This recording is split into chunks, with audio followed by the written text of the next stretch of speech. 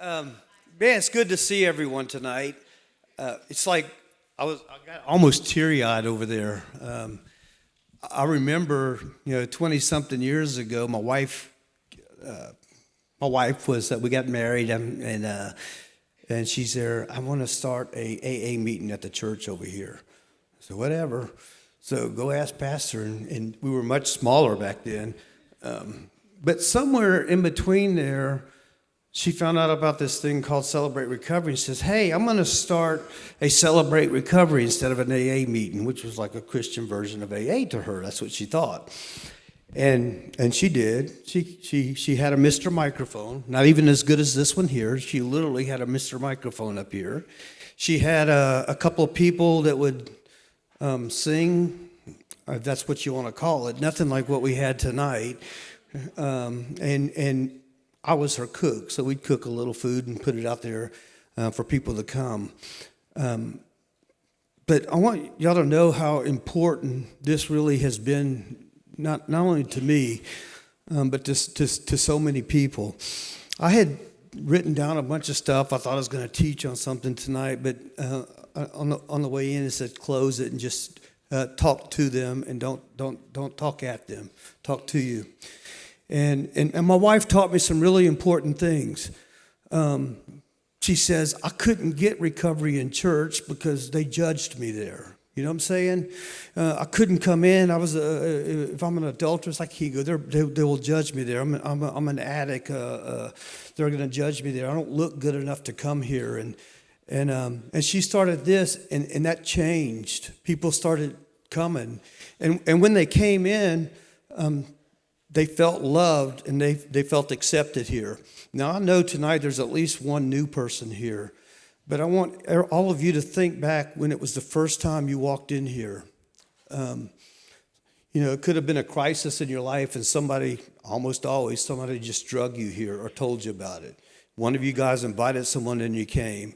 So the new person that comes in tonight, I'm sorry for where you're at tonight. I don't know what got you here, but I'm glad you're here tonight. And I want all of the rest of you to remember, we were all here for the first time one time. And love on those newcomers like there's no tomorrow, because maybe there's not. I remember one person came in, got drug in here, and was really going to kill themselves that night. That night, they were going to commit suicide, and they just came in, and, I'm going to give this one chance, God. And somebody loved on them and got them to prayer, and their life has changed tonight. And so I watched, Celebrate Recovery kind of transform. It was we maybe had one group, males and females. It wasn't even separated. We only had like a dozen people here on a good night, And but it just started kind of growing over time and getting better. And I remember, I talked to God. I got saved, and I literally talked to God. He talks back to me. And I talked to him just like I'm talking to you tonight. I said, God, I don't understand. I watch these people come in. They're addicted to something, and it's a struggle. They're having a hard time. They can't give it up or whatever it is. It didn't even have to be drugs. Whatever I said, I don't understand, God. Your word says that whom I set free is free indeed. How come they're not free? How come they have to keep coming back here? And I'm like arguing with God on this one and thinking, what's up, God? And then I had a dream. Does God ever talk to you guys in dreams? He does. If you don't believe it, it's a lie. He really can speak to you in dreams. So I had a dream, and it wasn't like some super spiritual dream.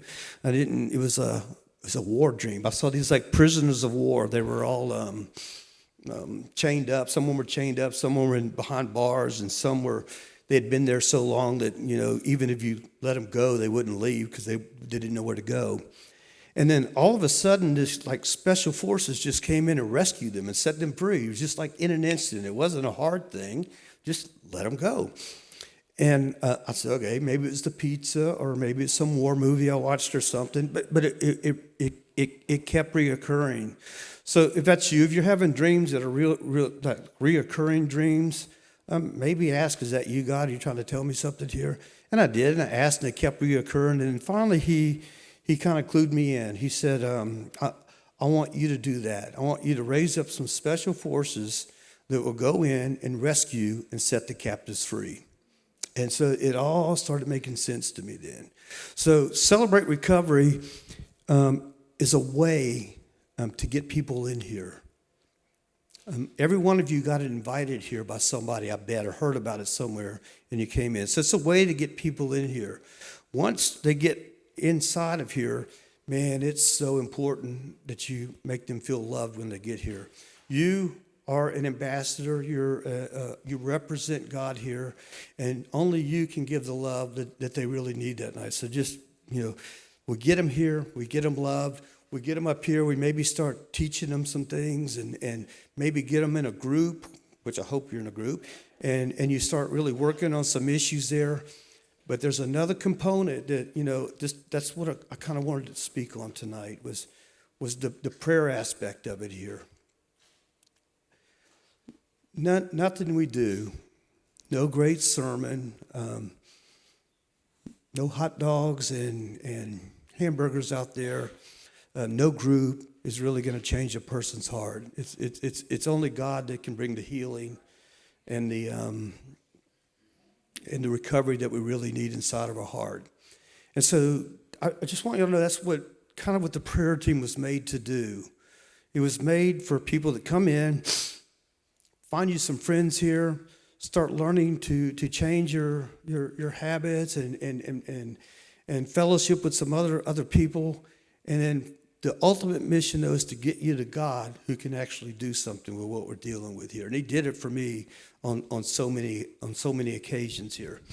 So, I got to thinking this. I know, because God tells me things, not everybody in here really prays. I know you don't. I know maybe every now and then you'll get in trouble and say, God, help me or something. But it's really not in your heart to pray. And I got to thinking, why? Why is that? Because we don't really believe it matters, do we? We really do not believe it makes a difference. God, I need a new car, and I don't get a new car. God, this person has cancer, heal them, and they don't get healed. So we feel like it doesn't really matter. I just want to tell you, it really does make a difference. I can give you literally, I'm not talking a couple examples, hundreds and maybe even thousands of examples of times I've personally got to sit and witness God show up and speak to a person and change their life forever. That suicide person I talked to you about earlier, that's one of them came in. And so I really believe the power of everything's going to change in our lives comes from him. And the prayer team's job is to kind of get you to him. You ever notice sometimes we just can't talk to God? You know why? You know why we can't? Well, you know why I can't? Before I was saved, I couldn't anyway. He couldn't hear me. The only prayer he could hear from me at that point is, God, I'm a sinner. I'm sorry. Will you help me here? That was about it. But after salvation, he became very real to me. I mean, literally, I believed in something I couldn't see. I had a Father in heaven that really loved me, and I felt it. And so I would say words to him like I'm saying to you right now. But the cool part is I hope all of you get to experience tonight is that he talks back to you. He'll actually intervene and speak into your life there.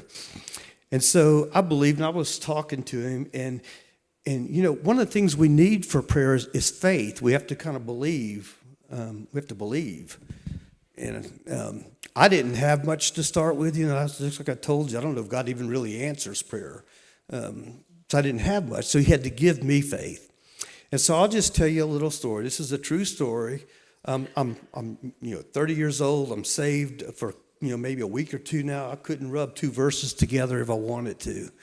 And I'm working. I'm in the ER, and life starts flying in this little baby that was a near drowning.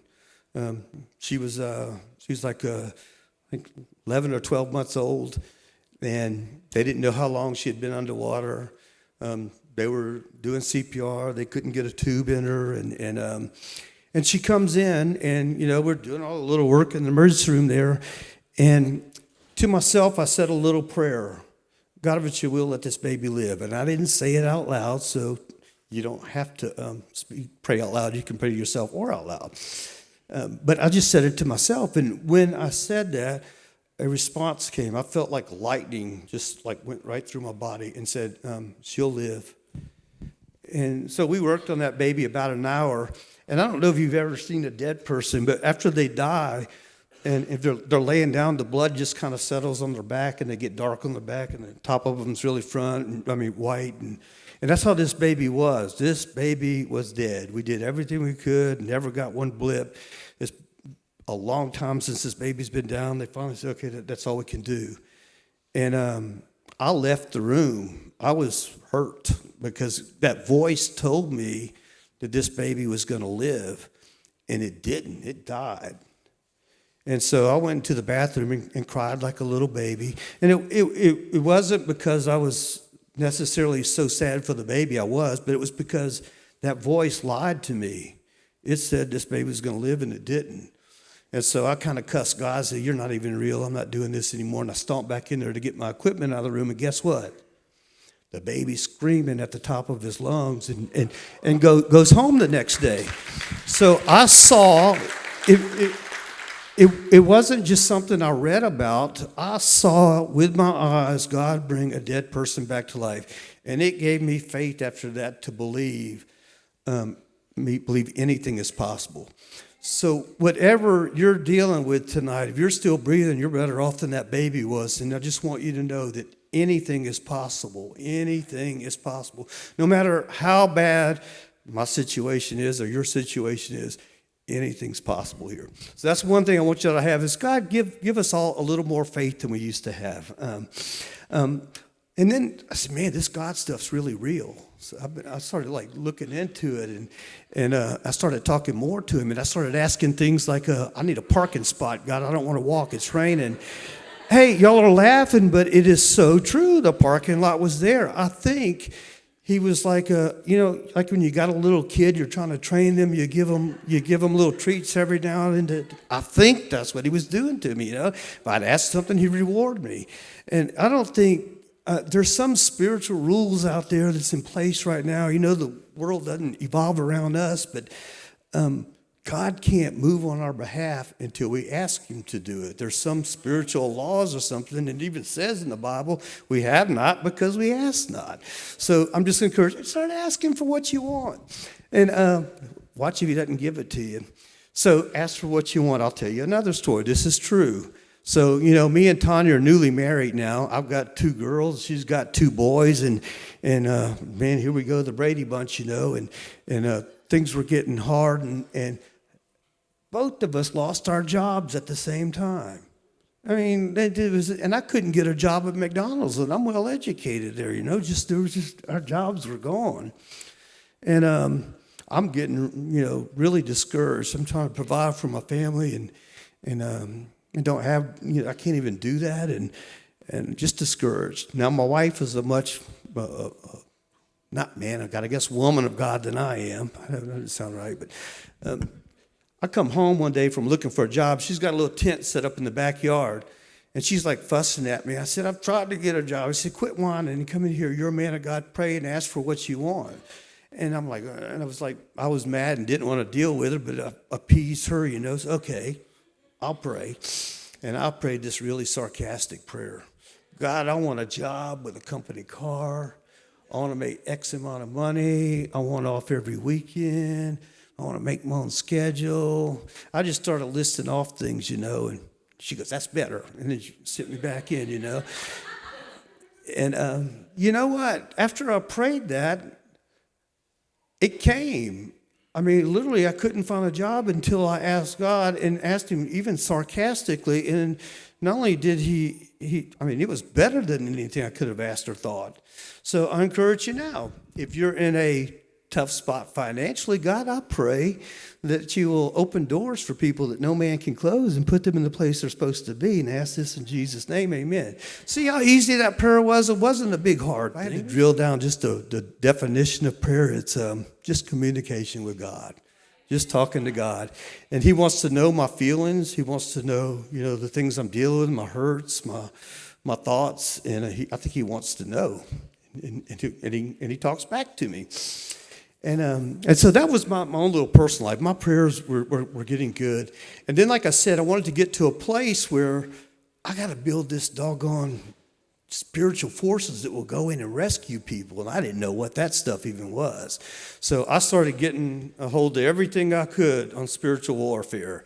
I picked up every verse in the Bible I was going over. I was every book I could read on. And I literally spent 3 years just learning about demons, what are they and stuff. So if you're out there and you don't believe demons are real, they are. They're really real. They're there. They hate you. They lie. They just don't want you to be close like me and Dad are there. So they're working against you. So I was learning everything about that. And the next thing I know, God says, now that you know who the enemy is, let me tell you who I am. And he started expressing to me how much power really resides inside of me. The Spirit of the living God lives inside of me and is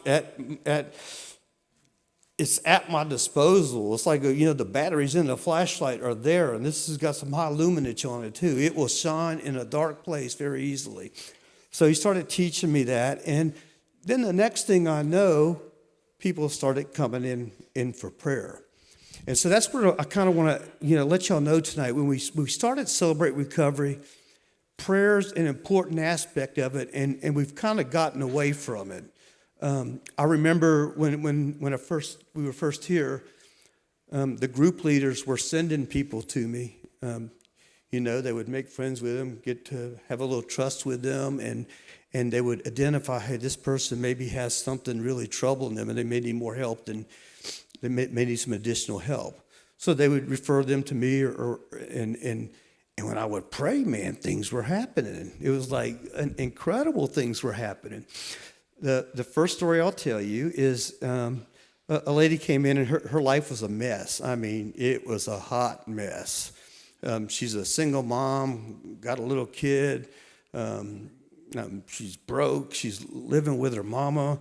Her daddy abandoned her when she was a little baby, and she's been told the whole life that your daddy is a no good piece of whatever and doesn't love you, no child. Just the drill there. So this girl comes to me for prayer, and I don't know what to do, but I know who does.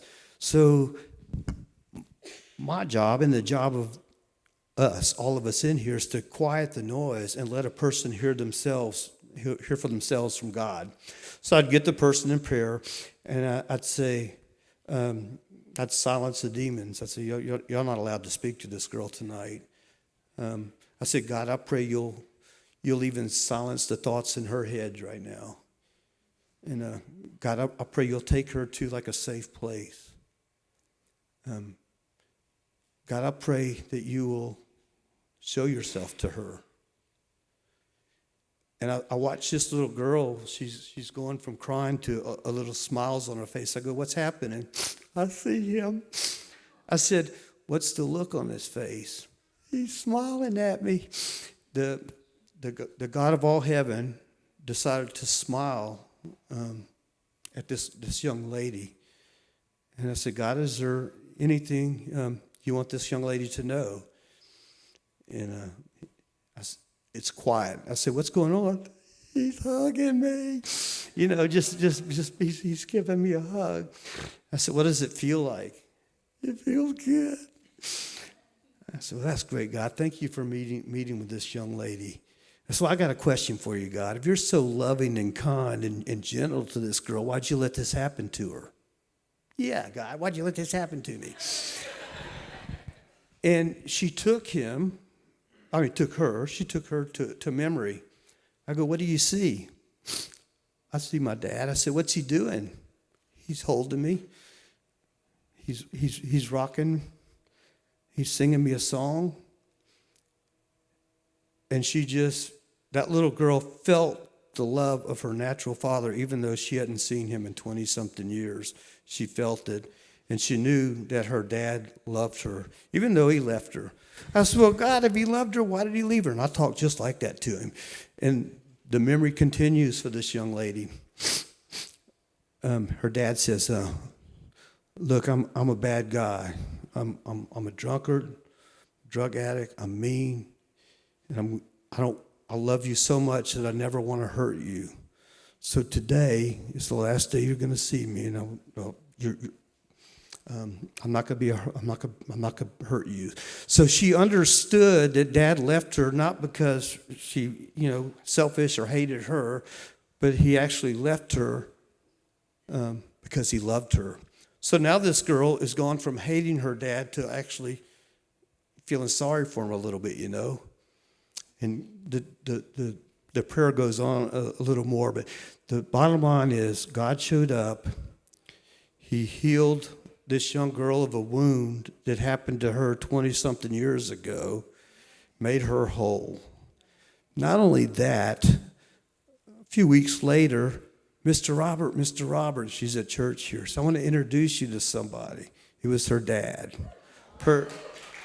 God, somewhere, got a hold to him, fixed him, and put the two of them back together, and they're doing happily ever after here at church right now. So that is what the prayer team can do for you now. So if you've got something that's you feel like you're being demonically attacked, or you've got rage or something you just can't get through, or an addiction that no matter how you're trying and all the right things you're doing, something's not happening, maybe you need some help. It's not medical help, it's not psychological help, it's just spiritual help. So come ask one of us to pray for you, and watch if you don't have an experience just like that little girl. I look around this room, I know some of you have had that not that same experience, but have had that experience before and know what God can do. So here's my ask of you. My time's up, but here's my ask of you. Group leaders, if you see someone in your group that's really struggling, and you think they may need some more help than you're able to give them, ask them to come down and have somebody to pray with them. If you know yourself that you're in need of some prayer, and I do, we all need prayer, but if you feel like you just need some prayer for something, just let us know. I'll put up you can go ahead and put up a QR code up here.